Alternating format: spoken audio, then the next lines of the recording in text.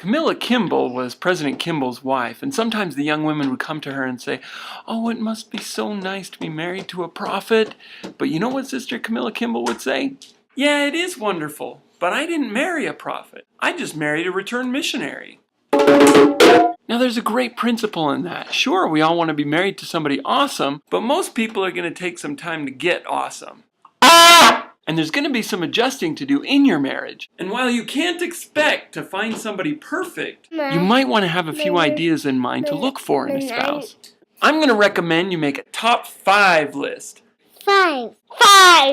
Now 5's no magic number. You can use any number of things, but I recommend not doing too many things and also not too few things. The point is to have a few non-negotiables. Some things that you insist must be in place. And while I'm not going to recommend exactly what 5 you should choose, I did think it would be fun to show you my top 5 list. 5. Number 5! Now I have to admit I feel a little funny sharing this one. In fact, all of them are a little bit personal, but I think it'll help you to see the value in what I'm suggesting in coming up with a top 5 list. Number 5 was I wanted to find a girl who would be willing to support me in whatever callings that I'd have. Now, I didn't expect to have any great callings. I might be Sunbeam leader for the rest of my life. Heck, I love doing Sunbeams. Sunbeam. But I can tell you it's a whole lot easier when we're doing it together, or at least we have each other for support. And some callings really do require a spouse who is right there helping out or supporting in some way or other. 4. Number 4, she loves and respects her family. This was really important to me because I dated people who had had rough families, and that's understandable. You know, we all have backgrounds, things in our lives that maybe aren't the ideal situation. But the point was that I find someone who would respect and love her family. 3. Number 3. She loves children, wants to be a mother, and hopes, if possible, to be a full-time mother. Now this one's a sticky one too. You gotta be a little bit careful because you don't want to go out and try to convince somebody, start dating somebody and say, "Hey, you should try this full-time mother thing someday. I bet you'd like, oh, I do. No, give up that." No. My idea was not to turn somebody into a full-time mother, but to find somebody who wanted that more than any other career. And if this is something that's important to you guys, keep that in mind. Do not go to find somebody that you can turn into a full-time mother, but find somebody who wants that for themselves, who insists on it. And if that's not a priority to you, that's your choice. But this was something that was important to me. 2. Number 2! She needs to love the temple and be worthy of a temple recommend. Do we need to put it away? We could put it away now. No. This was especially important to me because to me, temple worthiness is a representation of the path that you're on towards celestial life.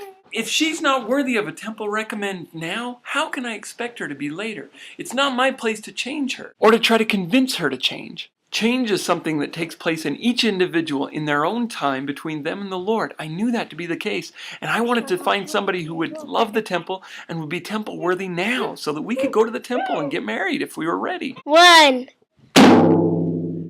And number 1, and this is a little harder to quantify, but I thought it was very important that I find somebody who loves the Lord more than she loves me. Now that may sound terribly unromantic, but that was very important to me because if she's putting the Lord first in her life and I'm striving to do the same, we're going to turn out all right. Our relationship's going to be great because no matter what happens, whatever fights we get into, whatever trouble we have getting along, if we're close to the Lord, we're both going to be turning to the Lord for answers. We'll both be trying to humble ourselves. And we'll both be trying to strengthen our family. And I'm sorry, you can fall in and out of love all you want. If you put the Lord first in your life and your spouse is putting the Lord first in their life, you're going to have a great marriage.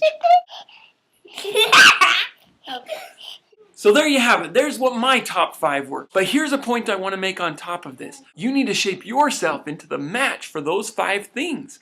So first off, I needed to make sure that I was willing to fulfill whatever calling I received, as well as support her in whatever calling she received. For my number 4 about loving and respecting family, I needed to respect my family. I needed to make sure I was getting along with them and doing the best I could to strengthen our relationship. That also meant that I had to get along with her family and love and respect her family. I was going to have to make sure that I was going to love and respect my in-laws.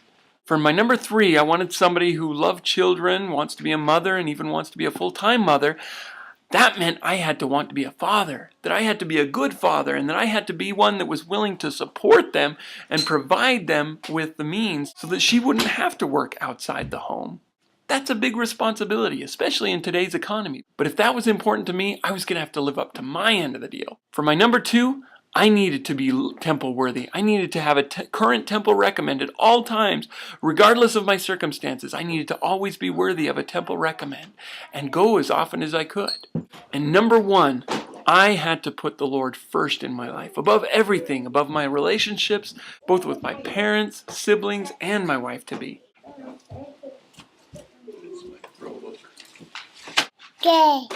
So make your own top 5 list. Think about it carefully. Take a long time to come up with it. I think it took me maybe 6 months to come up with this one.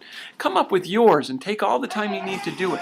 I'm Chaz Hathaway, author of Marriage is Ordained of God, but Who Came Up with Dating? A humorous guide to help you succeed at dating, and Giraffe Tracks, the inspiring true story of an LDS missionary in post-apartheid South Africa. Join us again next time for another episode of Gospel Living Made Awesome! Stick